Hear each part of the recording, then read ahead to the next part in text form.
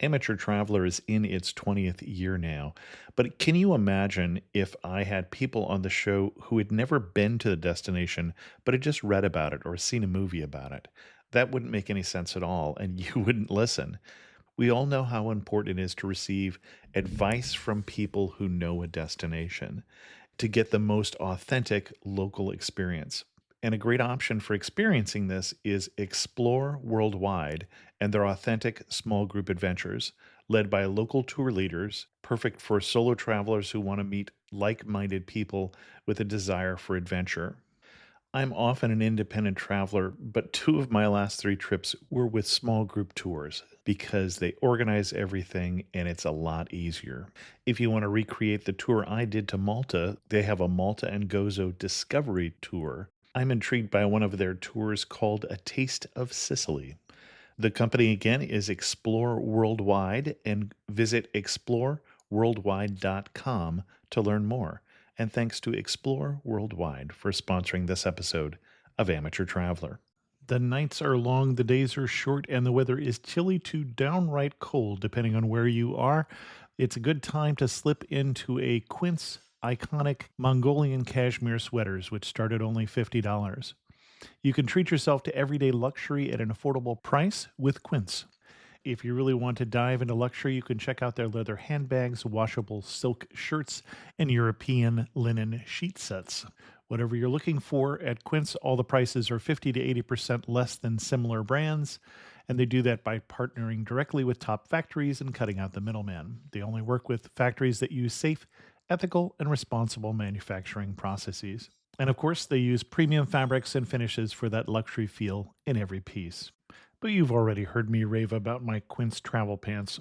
Treat yourself this winter without the luxury price tag. Go to quince.com/traveler for 365-day returns plus free shipping on your order. That's QUINCE.com/traveler to get free shipping and 365-day returns. Quince.com/traveler. And thanks to Quince for sponsoring this episode of Amateur Traveler. Got my bags packed, I'm on a roll. I'm heading out there and I'm ready to go. Looking real good in my passport photo. Oh, no. Amateur Traveler, episode 274.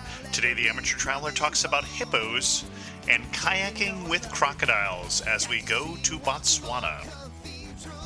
Got to sit in one more cafe. I know that I should be heading home, but maybe not today. Welcome to the Amateur Traveler. I'm your host, Chris Christensen. Before we get into this week's interview, I do have two news stories for you. With the high price of gasoline, some hotels are offering something interesting and unique. At least hotels in California, there's 4 different hotels that the Los Angeles Times found that are offering free gas credit with hotel stays for your next road trip. And in the good news department, travel to Mexico is up. Despite all the bad publicity, there's a rising demand for travel to Mexico, according to Expedia Inc. Travel bookings to Mexico made on more than 90 Expedia and Hotels.com travel sites worldwide have risen nearly 25% over the last 12 months. I saw a similar study that said that American Express was also announcing that people were spending more money in Mexico. So at some point, apparently people decided no longer to be scared and go to those places not so heavily affected by the violence. Links to both of those stories in the show notes at amateurtraveler.com. I'd like to welcome to the show Spencer Quong from California, who's come to talk to us about Botswana. Spencer, welcome to the show. Thanks, Chris. It's great to be on the show. I've been a big fan for a long time. Now, I'm not sure that everyone can picture where Botswana is off the top of their head. I know that I had trouble with that recently. We have a friend who is going to Botswana April 1st. She's going there with the Peace Corps, and I had to look it up on the map. So where is Botswana? Botswana is in the south central part of Africa. It's north of South Africa, pretty much due north of South Africa, right in the center there. So pretty easy to find on the map. And the key feature about Botswana is that they have this enormous delta called the Okavango Delta, and all the water runs from Angola and other places in Africa runs into Botswana, which makes it a great place to visit because if you have water, you have wildlife. What drew you to Botswana? Some of the people I were traveling with had read the Ladies First Detective Agency book. And so they had said that, oh, we read that. We really want to go to Botswana, experience that. And Botswana is one of those places where, there's every type of animal imaginable that you could see. I mean, lions, elephants. I mean, there's so many elephants, you just sort of ignore the big gray masses in front of you. Leopards, cheetahs, monkeys. There's an amazing number of birds if you're into birds and other wildlife. So, if you're into wildlife, it's an amazing place. And, I'm a kayak guide, and being on the water in the delta is another thing that drew me to there. And so you actually went on part of your itinerary, in fact, was a kayak trip, is what you were saying. Right. We spent about 2 weeks there. 1 week was a kayak safari, and the second week was a traditional land safari where you travel in a 10-passenger giant open-air SUV, and you go and basically you look for animals. And we camped out. There's a couple different ways you could see Botswana, but that's what we chose to do. My concern with camping out has always been that whole circle of life thing and wanting to make sure that my part in that is fairly clear. Yeah, there is a law of the Delta that says once you step into the Delta, you become part of the food chain and you're not necessarily on the top. So in Africa, you do need to be very careful with the animals. If you do see a lion, it's probably not a good idea to feed it. Things there are wild and are dangerous, but typically the guides, if you find a good guide or a good company to go out with, they're very cognizant and very careful. The guides keep a safe distance from the animals. They're trained to know what to do. If a hippo charges or an elephant charges, there's certain things you're supposed to do. And it's one of those things where you just need to respect nature. And what stands out for you from your trip? What would you tell people if you go to Botswana, do what I did? Absolutely, you've got to... I think when you go to Botswana, you go for the animals. And, like I said, just seeing a lion walk 5 feet in front of you is just an amazing sight. Seeing a leopard hunt at night is another amazing thing. Trying to find its prey is just amazing. And seeing some of the birds, or seeing a hippopotamus in the water across from you, or an elephant bathing itself, that type of thing. So there's all the animals, but, there's a lot of other things. The beauty of the land is just amazing. You see the big National Geographic video shots, and it really is like that. I mean, you have a big red ball rising in the morning and coming over the land, and you see silhouettes of elephants walking across. And the other thing is we had a couple opportunities to meet some people, and that was also an amazing thing. In Botswana, I think it's harder to meet people because it's such a developed tourism industry there. You're talking about people other than the guides, I assume, and the people at hotels. Right. Yeah, we did meet some interesting guides. We had two very different guides. We had a gentleman ran the kayak safari. He's from a company called Kayakative Safaris, and John Sandenberg. And he was very young when he came to Botswana, but his family was one of the very first white families there. And unlike South Africa or other places in general, there's been a lot of good relations between the blacks and the whites in Botswana. And really, there's very few whites compared to the number of blacks in Botswana. So the land safari, we had some guides who grew up in the bush.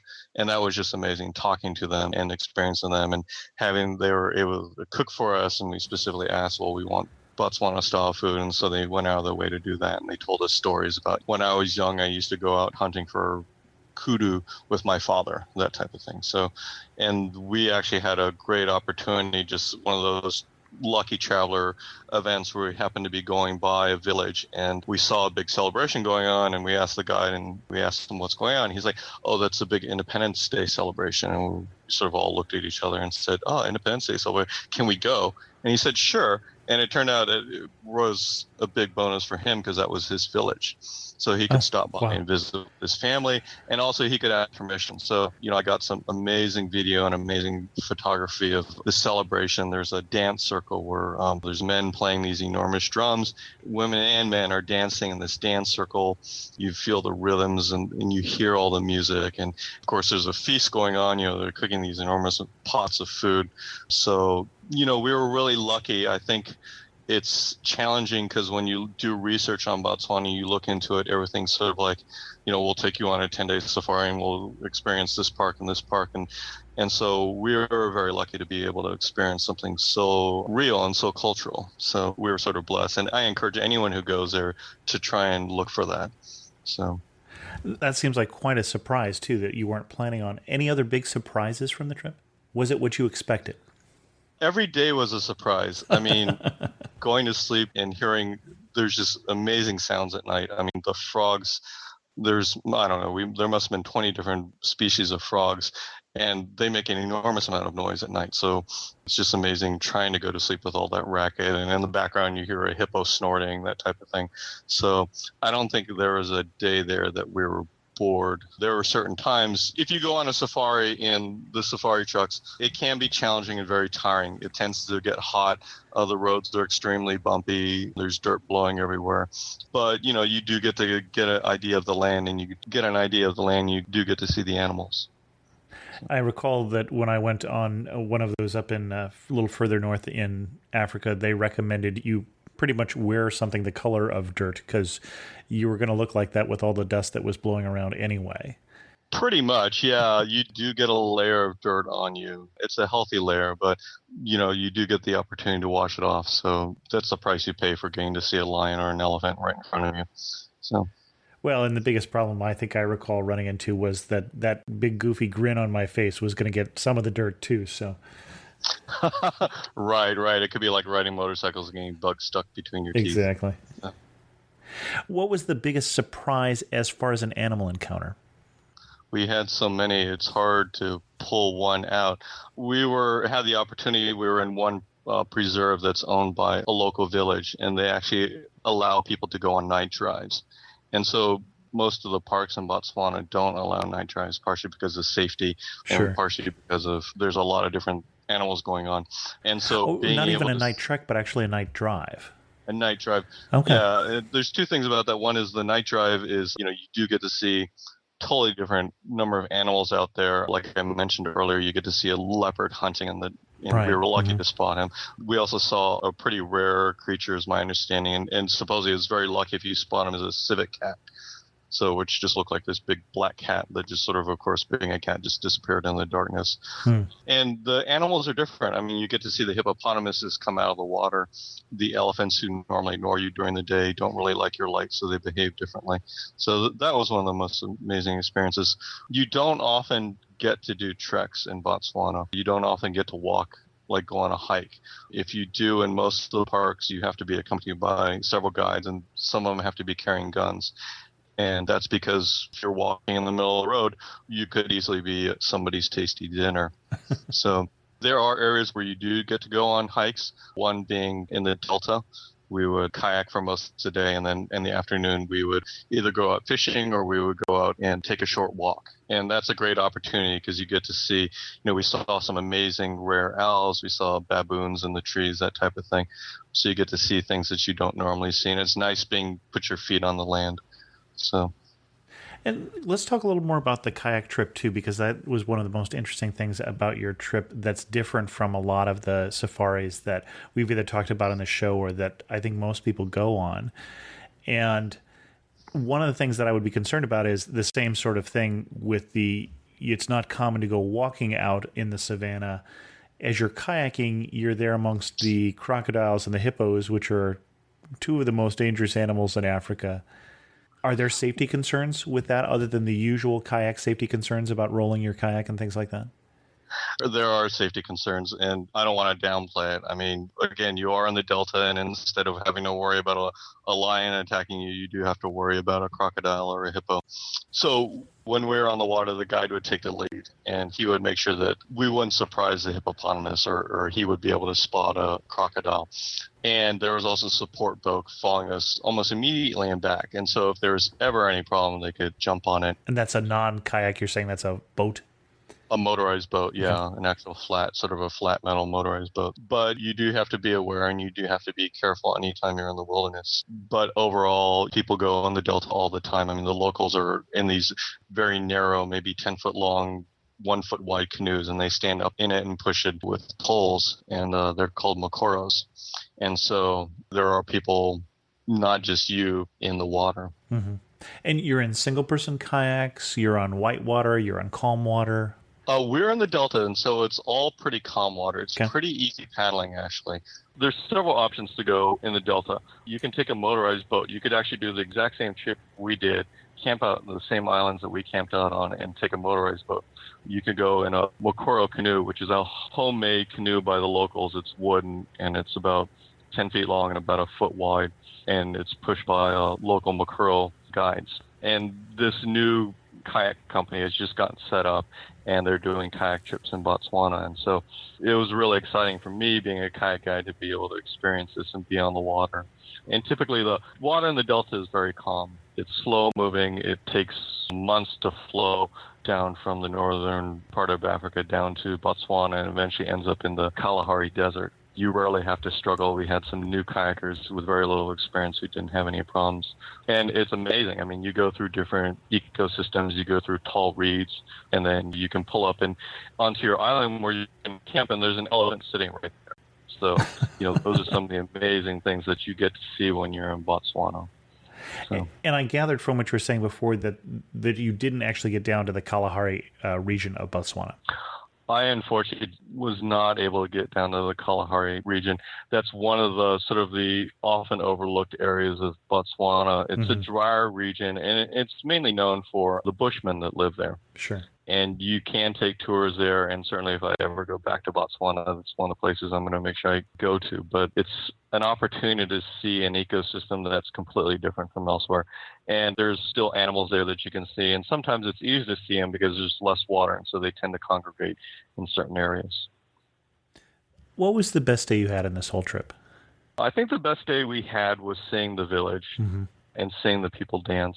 Being able to experience Botswana culture. Again, Botswana tends to be higher end tourism, and so you tend to be sheltered from the local communities. And to be honest with you, Botswana, you can go to these 5-star lodges and stay in really, really luxurious rooms with 1,200 count thread sheets and all that good stuff. And maybe 2 miles away, there's a village where most of the people live in mud huts. And so it is a poor country, and unfortunately, people don't necessarily get to see that all the time. Well, and it also sounds like you were seeing a more authentic experience than when I was in Tanzania. For instance, we went to a cultural boma, which is the way people present themselves in the traditional fashion, but then they may go home to something else. And you were seeing this is where they live, this is the dancing they were doing to celebrate. So that's an awesome experience. Yeah, it is. It's one of those travel experiences that everyone searches for, and we were just lucky to be able to experience it.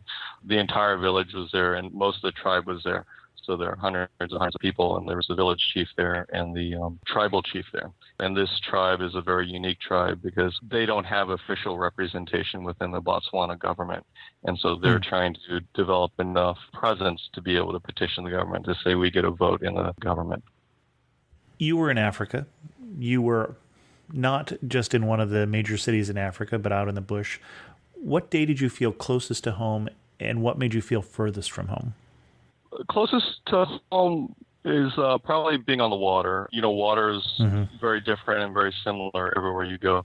And so you could say, look at the reeds here. They look like the reeds back in Florida, or, look at the turn of the river here, and it looks like something on the Green River in Utah. So that was where I felt the closest. Where you felt the farthest, I think, was especially at night. Because, again, one of the things about Africa is it's very hot during the day. And so everything goes in hides, except maybe the elephants. It's almost dead silence. You very rarely hear even a bird. But at night, everything comes out. And so it's just a cacophony of sound. Like I said, you hear the frogs, you hear the hippos, you could even hear a lion roaring in the distance. You mentioned something about going to the guides and saying you wanted to eat Botswana food.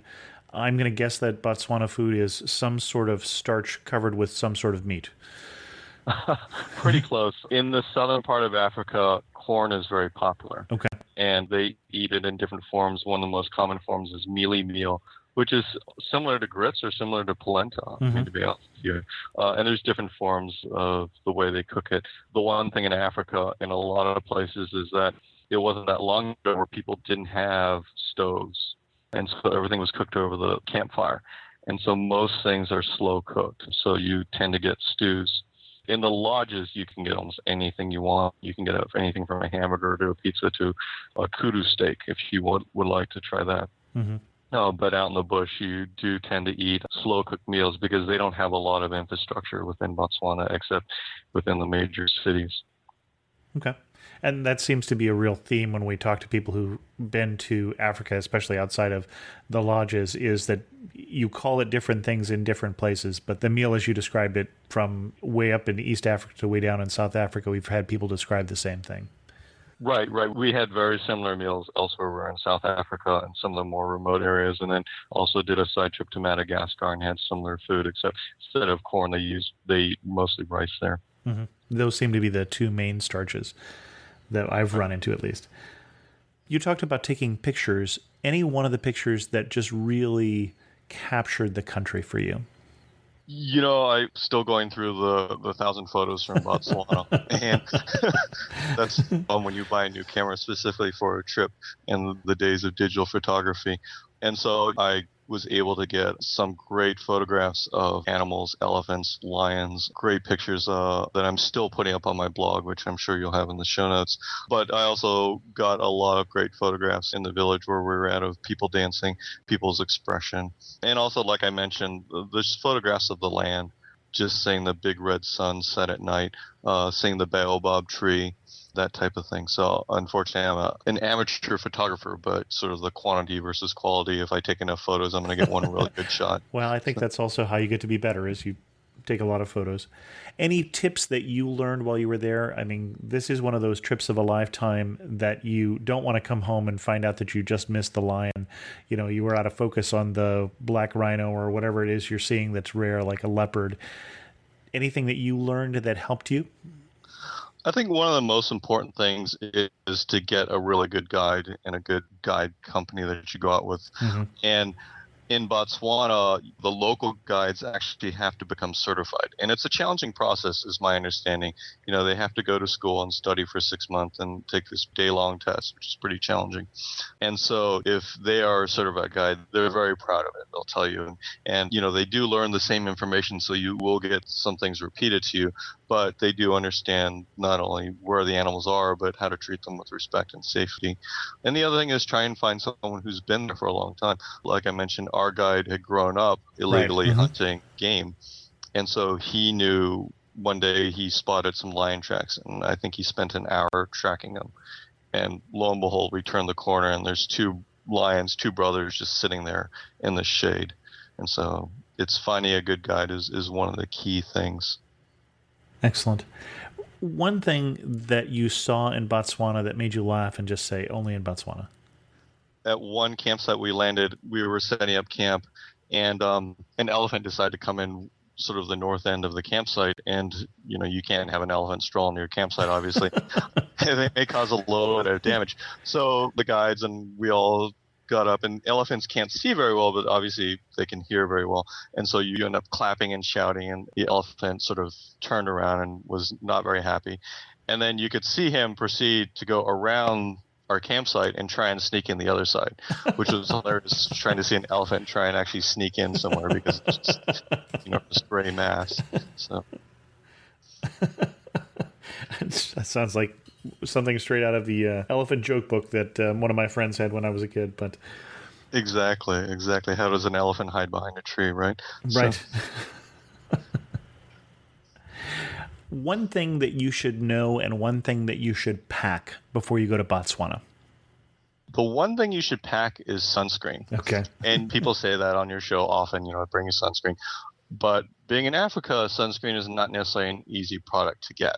Because not everyone wears sunscreen there. Obviously, their skin color is darker. So That's one thing I highly recommend. The other thing is a good camera, as good of a camera as you can afford. And you might want to think about bringing binoculars, because not all the animals are right in front of you. Okay. I think the one thing you should know is I think you need to know how you like to travel. In Botswana, there's sort of 3 different ways of going on safari. One is you could stay at a lodge, which tend to be more expensive. You could go on a mobile safari, which you drive from point to point, you set up camp, and you camp out. And some of the campsites are extremely luxurious. I mean, they'll set up a bar for you if you want. And of course, the more luxurious, the more you pay. And then there's the option of self-driving. And if you're going to self-drive, you really need to do your research. You need to have a lot of experience with off-roading, and you have that sort of idealistic vision of being able to drive through and see everything in Africa. But if you're going to self-drive, you do need to know what you're getting yourself into. Okay. And then at that point, you don't actually carry sunscreen, but meat tenderizer. Is that the... Right, exactly. Yeah, you do need to have more time. And self-driving used to be less expensive than any of the other options, but it has actually gotten more expensive. Interesting. So, yeah, unfortunately, the campsites have become privatized. So they become more expensive, more difficult to get. And just renting a vehicle could cost you more than going on a mobile safari. And I'm assuming that you arranged for your safari while you were still in the States rather than arranging it locally. I arranged the kayak safari in advance. Okay. Because that's a unique thing, and I was able to find this one kayak guide in Botswana. The land safari we actually arranged on site. Okay. We had a couple different options of places where we wanted to go. We were thinking about going up to a village to donate supplies to a school, and we decided to go on a land safari instead. And so we were able to book something pretty short notice. I had contacted some safaris in advance, but if you do have extra time, that's one way to save money is you can go to one of the major towns, Maun or Kasane. Those are the two major safari towns. And you can ask around and see if anyone's going out on safari, if there's extra spots available. And you end up saving money because these vehicles can carry up to 12 people. And sometimes they're only carrying 2 people. So, you can often negotiate rates. You can share the cost of the trip with other people. So if you're budget limited, and Botswana is, of course, one of the most expensive places to travel to in Africa, this is one way to help you save money. Well, that was the reason I asked, is I know you can often save money by doing that, but most people, when they're going that far, it's really a trade-off at that point, whether they want to know that they have their plans lined up or whether they want to optimize the money. So, excellent. Anything else we should know before we follow in your footsteps and go to Botswana? The one thing people should consider, Botswana is a very poor country, and you can contact some NGOs within the country to be able to donate supplies. And we brought some pretty basic supplies. I mean, we just brought maybe 10, 15 packs of pens. But, that was very welcome to the village that we gave them to, because the kids can use them to write. And there's an excellent website called stuffyourrucksack.org, which actually puts you in touch with NGOs in different locations, and they give you the opportunity to stuff your rucksack with supplies that they need. So interesting. I had not run into that. We had done a similar thing when I went to Tanzania. We had brought school supplies, and then we actually purchased some locally as well. But interesting. So final 2 questions, and you know what's coming here. Right. Finish this sentence. You really know you're in Botswana when what? You really know you're in Botswana when you wake up in the middle of the night and you hear a lion roaring, which seems to be 3 feet away from your tent. Oh, gosh. Okay. Having been 3 feet away from a roaring lion before, or even just a growling lion, there is something very primal about that sound. So, right. And they're probably a half a mile away, but their roar is so loud that it travels so far that it's unmistakable. So. And then, if you had to summarize Botswana in 3 words, what 3 words would you use? It took me a long time to come up with this. Of course, I knew this was coming. I think the one is fauna. And, I want to say animals, but it's not just the big mammals, but the birds. We were able to see a rather large spider about the size of a softball on the top of our tent when we woke up one morning. So those amazing things. They can hear the sound of pencils scratching Botswana off the list right there. Yeah, no, it's an amazing country. I if you can afford it, I highly recommend you going. And then the land is just amazing. Every morning I woke up, or every night when I went to bed, I just looked around and just was just amazed by its beauty and the different areas. The Delta is one big area, and then going to some of the different parks and seeing just vast expanses of plains and seeing a row of wildebeest walk one direction, a row of elephants walk another was amazing. And the people are so friendly there. I think that's the third thing. And trying to talk to people there. Even the guides you go with won't necessarily open up to you unless you really reach out and try and communicate with them, because they don't want to insult you and they want to treat you with respect, of course. But, if you spend some time talking with them, asking them how their family is, and, maybe a beer or 2 never hurts, you really get to learn what these people, and you get some great stories from them too. So. And what is a good beer in Botswana? Probably the beer I drank the most of is Black Label. Just amazed the number of places I've been that everybody has a beer. And as a non-beer drinker, I feel so left out, but Yeah. Yeah, it's amazing. Yeah, you go to every country, and like in Madagascar, it was Three Horses beer, and it was always written out in English, even though everything else was in Malagasy or French. But that was the one thing in English. oh, funny. So, Now, you made reference a couple times here to the fact that you, during your day job, are a kayak guide, and who do you guide with? I am a guide with a company called Adventures in Florida. Even though I live in California, I do work with a small family-owned company, and we do trips all over the country and all over the world. And so, of course, we specialize in trips in Southeast U.S., the Everglades, Okefenokee, Swamp, those places. But we also do trips in California, Utah, and we're expanding internationally. And we're actually going to be offering kayaking in Botswana, and we're titling it Paddling with the Elephants. Excellent. So the increasingly misnamed Adventures in Florida. Exactly. Spencer, thanks so much for coming on the show and sharing with us your newfound love for Botswana. Thanks, Chris. I really appreciate it. And thanks for everything you've done and all the places you've taken us over the years. Oh, you're welcome. I heard this week from Kadra, who was on the show with his wife way back in episode 97, talking about the Seychelles and Dubai, where they went for their honeymoon. They live in Istanbul, where he says the amateur traveler helps him get through the rush hour traffic.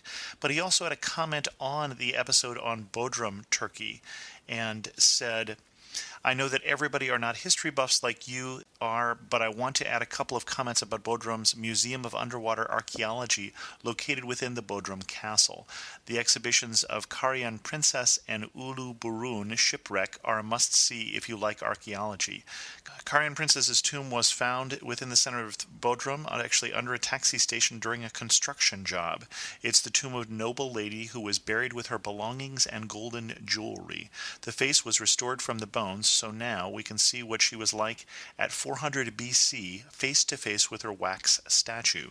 Ulu Burun shipwreck is a late 14th century BC shipwreck of the late Bronze Age period discovered by a Turkish sponge diver in 1982. It is special as it was a trade ship carrying goods from all over the Mediterranean civilizations of the time. You can find more details of the museum, and Kadri gives the website here, but the funniest part is that as many tourists are expecting underwater action, such as underwater tunnels, instead of 3,500-year-old glasswork, amphoras, and shipwrecks. I see. It is not an underwater museum. It is a museum about an underwater shipwreck. A very important clarification. And you can find more information about Bodrum from Kadri on that episode, which is episode 271. With that, we're going to end this episode of The Amateur Traveler. If you have a question or comment, feel free to do what Kadri did and leave them on the episode was best so that other people can see them at amateurtraveler.com, or drop me an email to host@amateurtraveler.com. You can also follow me on Twitter at Chris2X. And as always, thanks so much for listening.